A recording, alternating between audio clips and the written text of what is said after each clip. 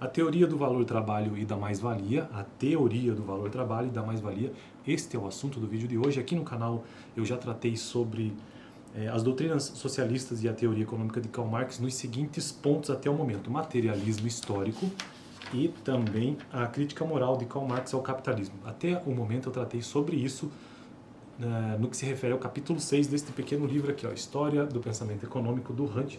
É um livro que tem um viés, uma ideologia, né, um pensamento, uma doutrina socialista. Então, obviamente, eu não concordo com nenhum tipo de pensamento socialista, mas como introdução aqui no canal, esses vídeos, esses primeiros vídeos sobre história do pensamento econômico, podem ser mesmo deste autor do Hunt com esse tipo de viés. Mas vamos então ao assunto do vídeo de hoje, depois eu falo um pouco mais sobre a playlist. Teoria do valor-trabalho e da mais-valia. São conceitos aí do marxismo, né? Partindo do princípio de que o modo de produção capitalista, lembrando que modo de produção, segundo Karl Marx, são alguns. Primeiro, comunismo primitivo, escravismo, feudalismo e capitalismo. Então ele nomeou estes 4 modos de produção. Partindo do princípio de que o modo de produção capitalista baseava-se na oposição capital-trabalho, Karl Marx analisou inicialmente a relação existente entre essas duas categorias. Então, ele está analisando a relação entre capital e trabalho. O capital e o trabalho mantinham entre si uma relação essencialmente de troca. O trabalhador vendia a sua força de trabalho, o famoso FT, para o capitalista, que era o detentor dos meios de produção, e com o dinheiro adquiria os elementos indispensáveis para satisfazer suas necessidades materiais de vida. Obviamente, essa relação de troca constituía apenas um caso especial do problema mais amplo dos valores de troca no âmbito de uma economia de mercado capitalista. Karl Marx iniciou o primeiro volume do Capital, são 3 volumes, né, com um capítulo intitulado, abre aspas, As Mercadorias, fecha aspas, no qual definiu mercadorias. Vamos ver então a definição que Karl Marx traz para mercadoria. Definiu Karl Marx mercadorias como os objetos destinados à troca. Então, para ele, tudo aquilo que está destinado à troca é mercadoria. Por oposição aos objetos de uso pessoal e direto do produtor. Então, aquilo que não está destinado à troca, que é para uso próprio, isto não é mercadoria. Procurou então analisar o que determinava o valor de trocas. Depois que ele colocou esta visão dele sobre o que seja mercadoria, aquilo que está destinado à troca, tendo satisfeito consigo mesmo que isso já bastava, agora então ele começa a entender ou analisar o que determina o valor dessa troca de mercadorias, ou seja, aqueles objetos destinados à troca. O que determina o valor disso? Procurou então analisar o que determinava o valor de trocas das mercadorias, ou em outras palavras, a proporção segundo a qual determinadas mercadorias podiam ser trocadas por outras. Essa relação, essa razão, né, por oposição à noção de valor de uso. E então ele coloca aqui 2 situações, né, o que é valor de troca e o que é valor de uso, que constituía a medida da utilidade das mercadorias para os seus possuidores. Então o valor de troca é a razão do que é a proporção entre um produto e outro, e o valor de uso é a utilidade da mercadoria, basicamente é isso, de seus possuidores. Como Adam Smith, David Ricardo e a maior parte dos economistas clássicos anteriores ao marxismo, Karl Marx acreditava que o valor de troca de uma mercadoria, o valor de troca, ou seja, a razão, a proporção, acreditava que o valor de troca de uma mercadoria era determinado pelo tempo de trabalho necessário para produzi-la. Então, o valor de troca, o que determinava no mercado o valor de troca, segundo ele, o valor de troca, veja, 2 conceitos de valor aqui, valor de uso e valor de troca.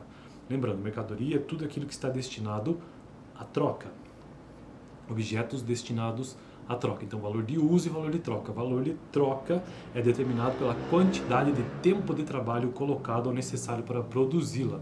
Isso segundo Karl Marx. Por essa razão, sua teoria é comumente denominada de teoria do valor-trabalho. Então, por que leva esse nome? E aqui para a gente entender, né? Eu também estou aqui para aprender. Teoria do valor-trabalho, porque é o valor de troca. É o valor do quanto tem de trabalho para produzir determinada mercadoria. Então, por isso, o valor-trabalho, o valor de troca que está relacionado com a quantidade de trabalho para produção.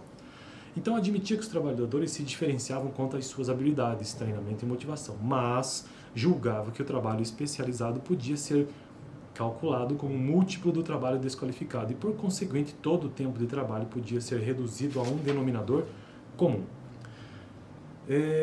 Percebeu também que o tempo de trabalho despendido na produção de uma mercadoria inútil, ou seja, aquela que não está... Bom, vamos ver o que ele entendia por isso aqui, né? Não quero falar coisas antes de entrar aqui. Percebeu também que o tempo de trabalho despendido na produção de uma mercadoria inútil, se aqui isso existe, ou seja, aquela que não tem utilidade, para a qual não houvesse procura, não existe demanda, criaria uma mercadoria cujo valor de troca não corresponderia ao tempo de trabalho englobado nela. No entanto, o desejo de maximizar os lucros levaria os capitalistas a evitar a produção de mercadorias para as quais não houvesse procura, que é óbvio, né? Os capitalistas produziriam apenas mercadorias cuja procura no mercado permitisse realizar, no mínimo, os custos de produção. O nível da procura no mercado determinaria que mercadorias seriam produzidas e em que quantidades relativas. Marx descreveu, inicialmente, a forma pela qual os capitalistas adquiriam os meios de produção e a força de trabalho. Lembrando, né, que essa estrutura básica, meios de produção e estrutura de trabalho, são os dois elementos que compõem o modo de produção capitalista, né? As forças produtivas e as relações de trabalho. Então, continuemos. Marx descreveu inicialmente a forma pela qual o capitalista adquiria os meios de produção e a força de trabalho. Quando os trabalhadores concluíam o processo de produção, o capitalista vendia as mercadorias por uma quantia superior. Veja bem, isso aqui vamos tentar entender. Quando os trabalhadores concluíam o processo de produção, está feito. O capitalista, dono do meio de produção e também da força de trabalho, vendia as mercadorias, ou seja, aqueles produtos destinados à troca, que possuem valor de troca e valor de uso, sendo que o valor de troca significa, para Karl Marx, a quantidade de horas de trabalho colocadas na sua produção. Quando os trabalhadores concluíam o processo de produção, o capitalista vendia as mercadorias por uma quantia superior à quantia investida no início do processo. Marx considerou essa diferença a origem dos lucros capitalistas e denominou-a de mais-valia. Então, essa diferença que ele colocava acima do que havia de custo, ele chama de mais-valia, basicamente. A formação da mais-valia, agora vamos entender o que é a formação, porque para mim até o momento é o lucro, né? Aqui ele coloca que mais-valia é a origem dos lucros. A formação da mais-valia devia-se ao fato de que os capitalistas adquiriam uma mercadoria. Vamos lá, a formação da mais-valia devia-se ao fato de que os capitalistas adquiriam uma mercadoria que tinha valor de troca e valor de uso também. Adquiriam uma mercadoria, a força de trabalho, e vendiam uma mercadoria diferente. Aquela produzida com a força de trabalho no decorrer do processo de produção. Vamos repetir isso aqui para não ficar confuso. A formação da mais-valia, ou seja, esse excedente, né? Devia-se ao fato de que os capitalistas adquiriam uma mercadoria, a força de trabalho, a própria força de trabalho era a mercadoria, e vendiam uma mercadoria diferente da força de trabalho. Aquela produzida com a força de trabalho no decorrer do processo de produção. Então, para Karl Marx, a mercadoria é a própria força de trabalho. Sempre. Porque tem o valor de troca e o valor de uso. E o valor de troca só existe porque existe trabalho para produzir aquilo ali. Então, havia uma transformação num processo de produção, né? E a força de trabalho deixava de existir neste momento. Ou seja, vendia uma mercadoria diferente, né? Não vendia ser humano, né? Cara, bom, vamos lá. O valor da força de trabalho era inferior ao valor das mercadorias produzidas com o emprego dela. Como se fosse o custo mesmo, né? Tal diferença explicava a existência do lucro. O valor da força de trabalho era, abre aspas, determinado, como no caso de qualquer outra mercadoria, pelo tempo de trabalho necessário. O famoso TTN, quem faz cálculo lá, né?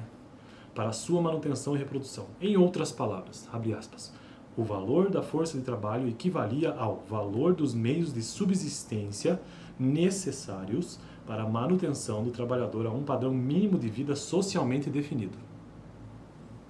É umas viagens assim que eu acho impressionante, cara.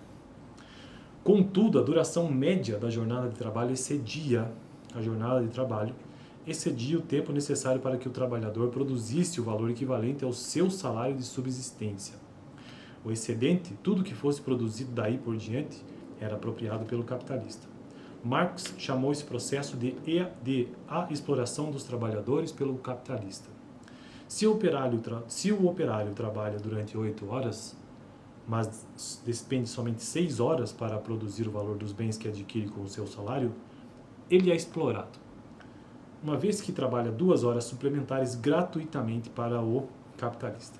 Bom, então este é o texto de hoje, sobre o entendimento do que seria a teoria do valor do trabalho, que nós já entendemos, basicamente, essa distinção, valor de uso, valor de troca que tem relação com o mercado, tudo aquilo que tem ou está destinado à troca, né? Então, isso é o valor de troca, e o valor de troca, ele só existe pela quantidade de força de trabalho colocada na sua produção. O valor de uso é a utilidade em si. Beleza? Então, ficamos por aqui, e no próximo vídeo quero tratar sobre a acumulação de capital. No vídeo passado eu tratei sobre a crítica moral de Marx ao capitalismo, já acho que foi a parte 2 ou 3 sobre esse texto, acho que é a parte 2. Estou construindo uma playlist neste canal sobre história do pensamento econômico, estou utilizando o livro do Hunt, tem um link aqui na descrição, não sei se está funcionando porque é um livro bem antigo, né? Então esse livro é apenas introdutório, que tem um viés socialista, péssimo inclusive, né? Mas para quem gosta de acreditar em teorias assim, é interessante. Mas como introdução pode ser, não tem problema, até porque na faculdade de economia você vai sair da faculdade com este viés aqui, muito provavelmente. E então, já que eu fiz economia, vou deixar que seja como introdução esse tipo de pensamento. Valeu!